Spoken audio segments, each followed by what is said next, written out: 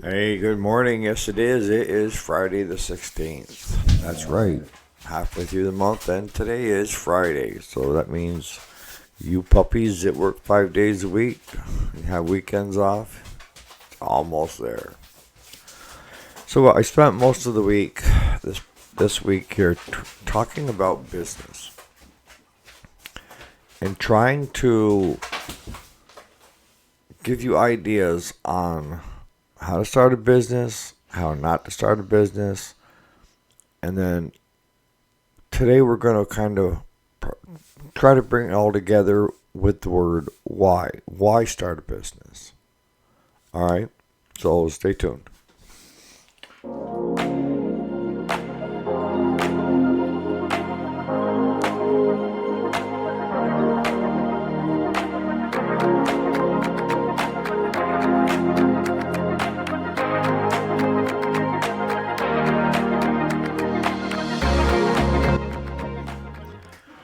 Alrighty, welcome back. Yes, it is. Today is Friday, the 14th, and this is the weekend. Ha ha ha. Weekday. So, the weekday is available on podcast as well for your listening pleasure and stuff. We spent all week pretty much talking about business and the different reasons or the different ways to get started and some of the traits that it takes and some of the things that how you can learn from others and not do it the other way, not take shortcuts, not trample people underneath your feet to achieve your goals. In the end, I'm a firm believer in God. And when you do stuff, you may think that you're the only one that knows that you did it. But for me, I feel like He knows and I know. And it's bad enough I know if I've done something that I don't think I'm proud of.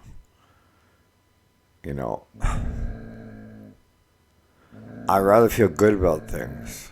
And I rather, people that are successful, whether it's in life or business and whatever they decide to take on, they love surrounding themselves with other winning people, with other successful people. And why is that? Well, it's because you kind of feed off from each other a little bit, right? And you help each other. You're willing to help each other. And you're surrounding yourself with people that are looking for nothing else but a friendship. I know, you're going to say, how is that, right? All right, so let's take it back to the very beginning. Oh, God. All right, so we know we have to have vision, right? We have to have passion. We also need to know where we're at right now. We need to know where we want to end up. We want to have waypoints along the way. We want to enjoy the journey, right? And we want to do it in such a way that, it's through honesty. You're looking for respect, all right? And you get respect and you give respect, right? Think of the people that you look up to that are kind of like mentors. My grandfather was a big one. He's 6'4". I mean, they called him the judge. But he lived a very simpleton life based on good family values. Were they strict with us kids growing up? To a certain extent, yes. But they had boundaries in place.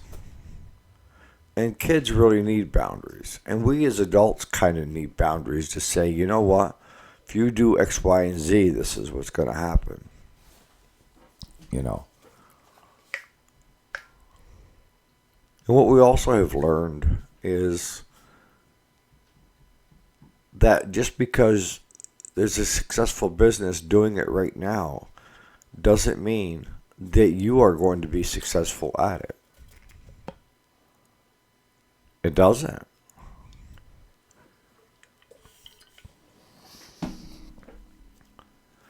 That's why I keep stressing when people tell me, give me the roadmap of how to start my business to where it ends up being successful. And I come back as, I can give you advice. But in the end, you need to take the advice and make it your own mantra.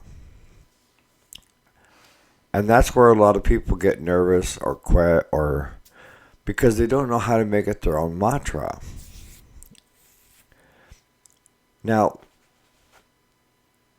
it still goes on, but it was going on when I was in my teens.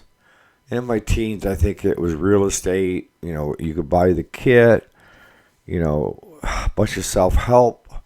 You buy their cassettes, 8 tracks, CDs now.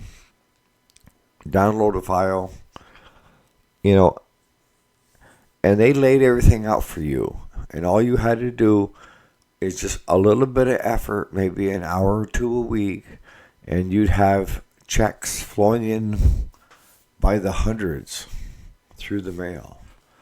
Or you would be getting these big checks for real estate. And they were scams.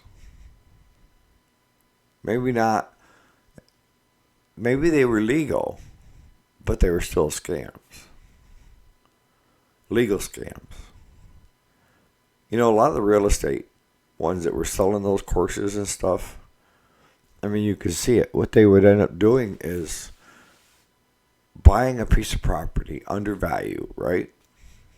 And going to the bank, and if the property was valued at $10,000 but appraised for $14,000, they would go to the bank, borrow the $14,000, pay the $11,000 to the prior owner, and then tell you they made $4,000 profit. No, they didn't. You just mortgaged a piece of property for $14,000 that you have to pay for. And these guys had no care in the world because they would just let the banks foreclose on the property, and they've already cashed out with their $4,000, or they're in hopes of selling the property for the full $14,000 to pay it back. But you also have a lot of things going on in when you're buying real estate: closing costs, attorney fees. There's a lot of things that they don't tell you, right? So you could end up technically owning a lot of land if you got good credit. And they would take like the $4,000 that they said they made, and they would put it down on another piece of property and then max that out and just keep doing it until they're, but you're still not making money.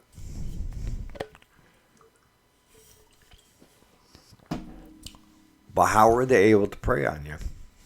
Because you wanted to succeed at something that didn't require a lot of energy.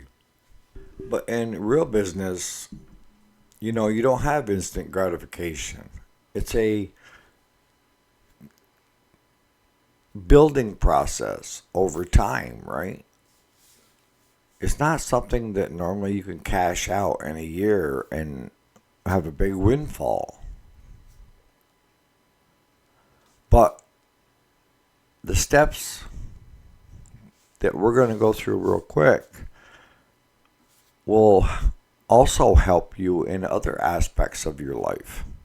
Doesn't need to be just business. This is a simple roadmap of how to accomplish things.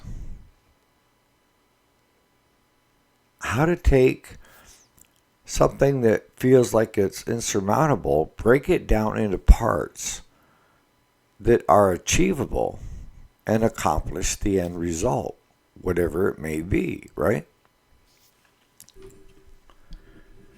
So if you're looking for instant gratification, I'm sorry, this isn't for you. If you're looking for something that doesn't require any effort on your part, probably not for you.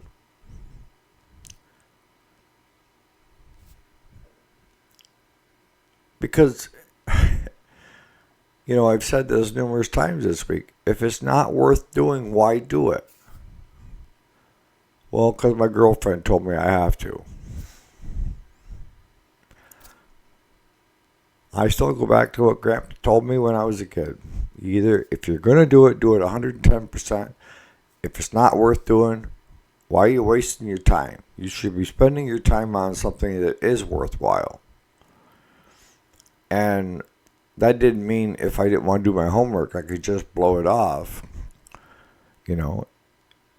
Because Grandma, she had a yardstick.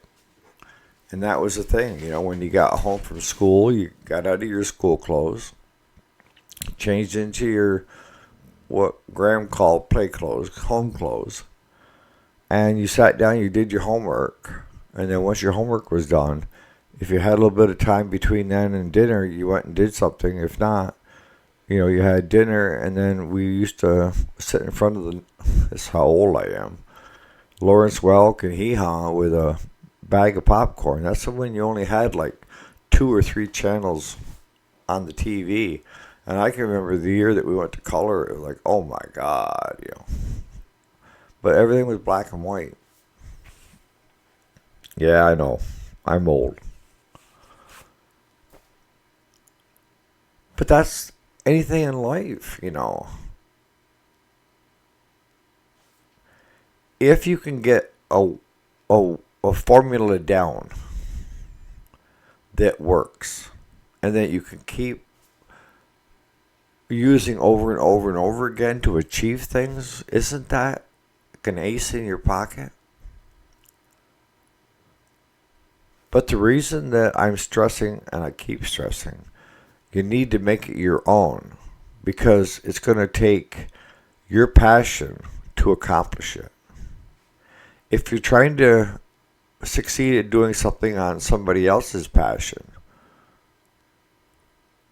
it won't be there, because that's why successful businesses, they get bought out, new ownership, and then they fail. It's because they don't have the passion and the drive that the original owner had, or the original. I've seen it just changing CEOs and management and watching companies crumble. Because you have to have someone that has vision. You have to have a leader if you're in corporate, so people will follow you.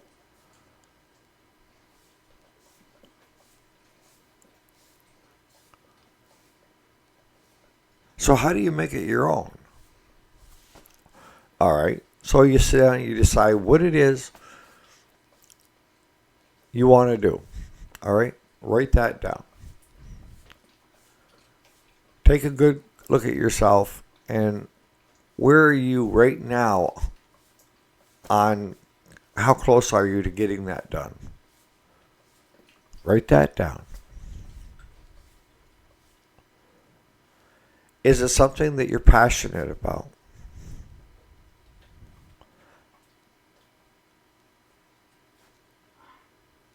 Is it something that you're willing to put time into?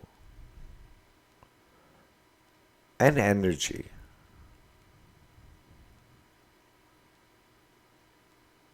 You need to know these things. And what I like to do, I'm still old school, is when I start thinking of, doing a different business or doing something different, what I like to do is I like to brainstorm. And that is start writing down or use a computer, type down everything that comes to mind. And then draw a line down through. And then put on one side reasons to, and the other side reasons not to. And then rank what is most important to you. And it'll all start coming together for you.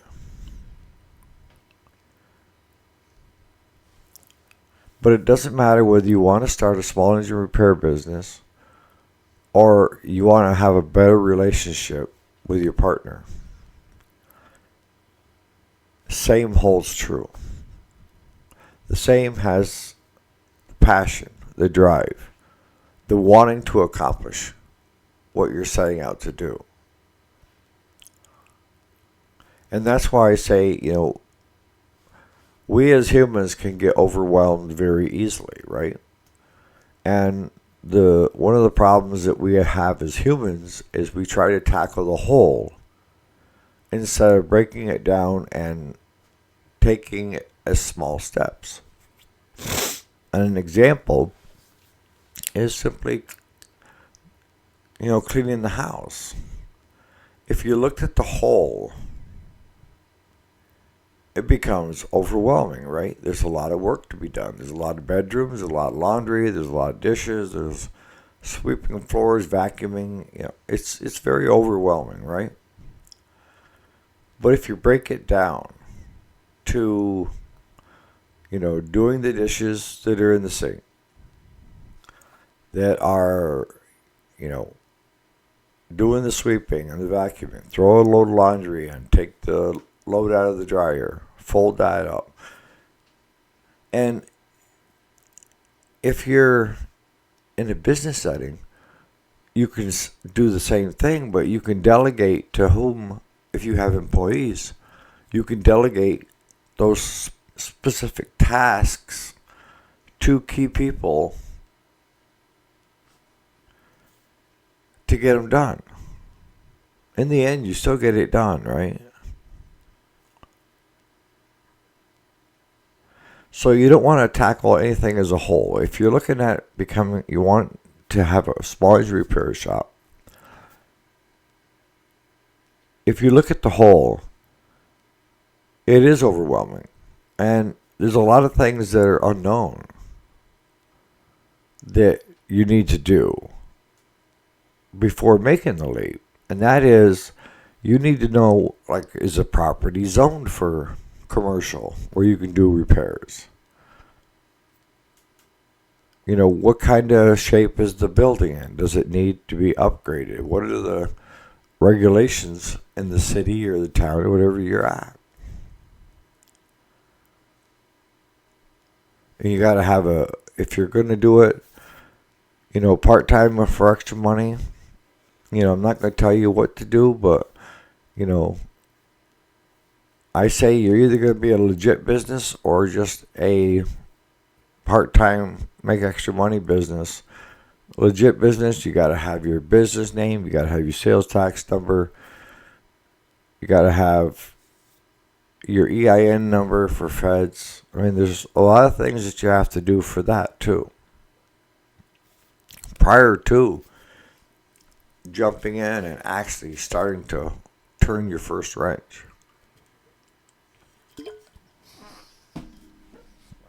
But I'm hopeful that up until this point, you've been doing this part-time, building your customer base before you're willing to take that leap. And if you've done it that way, you've already gotten a lot of things accomplished. You know how to treat customers because you've had interactions. You know how to fix things because you're fixing things, right? You gain knowledge and experience. Billing because you're billing customers, right? You must have some idea of how much you're charging.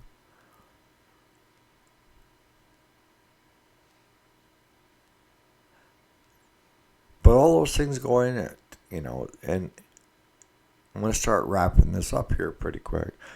But the key takeaway from all of the videos is you have all this wealth of information, okay? Take it and make it your own. Anything I've said to you through videos, take what you can use, leave the rest to make it your mantra, something that you'll have passion in, something that you'll have drive in. Just because I have drive in a certain area doesn't mean that you're going to have drive. If you don't have the drive and the passion, what's going to carry you through the rougher times? That's the key. It's nice when you're on the winning times where money's pouring in. But what happens when you hit like a cycle like we've been in for the last 4 years with this administration? It tests you.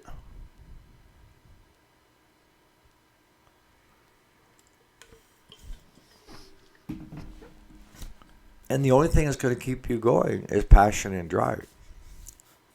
Because you're probably just breaking even unless you've figured out another way.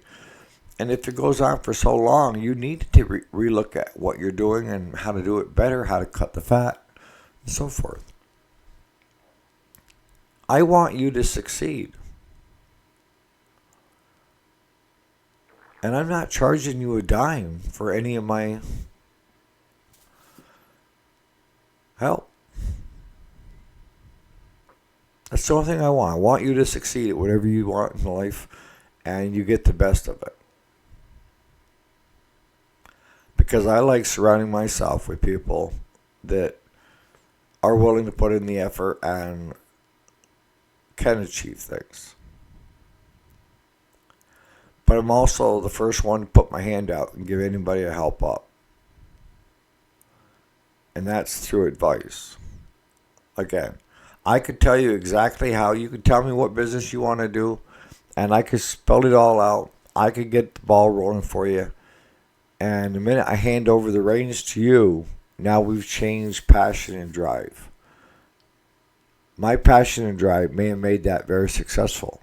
But if you're not committed, it'll probably fall on the wayside and another thing that you didn't get done.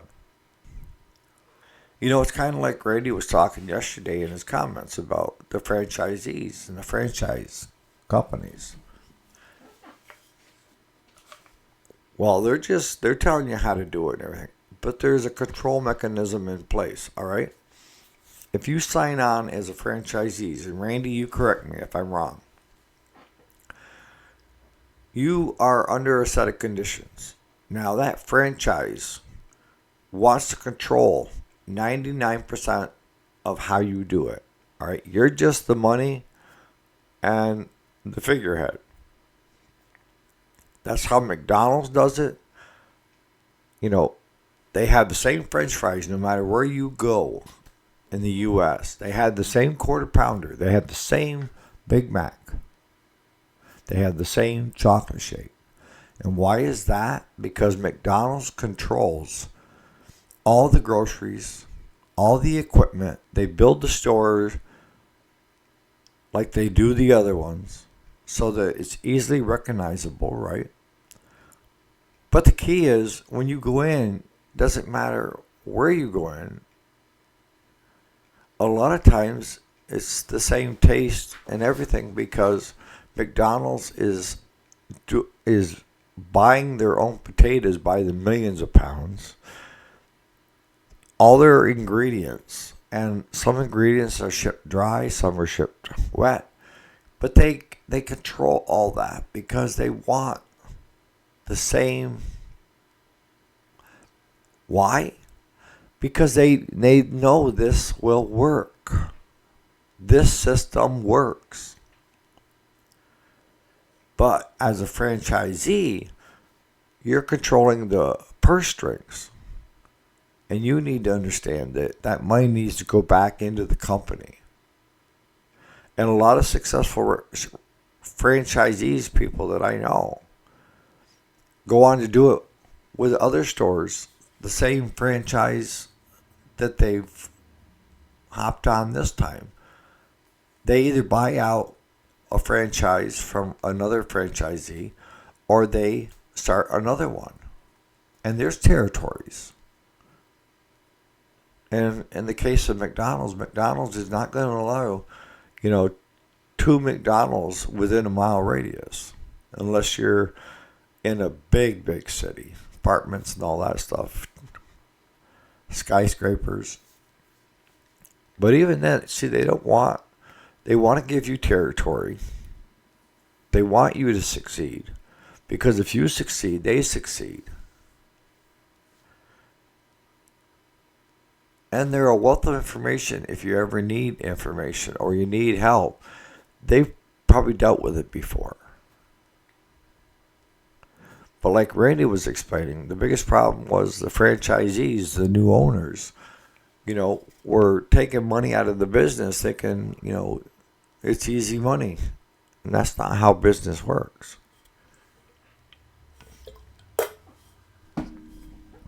So on that note, you guys have a great Friday, a great weekend. I'm still working on videos. I got a Cub Cadet that runs great, but to me, put it in the grass, it loses power and stuff. I've got a Cub Cadet rear time tiller that sat for quite some time that I'm going to do some work on, probably drop the carburetor off. We've gotten a lot of stuff out of the shop this week, but today I think we're going to be concentrating on building roads for people up on the lake. Because I have my own heavy equipment, right? So we've got 3 loads coming first thing this morning. 10-wheeler loads, big dump trucks to start the process, and more if we need it throughout the day. So I'm going to be a busy puppy all day. On that note, you guys have a great Friday. We'll see you around.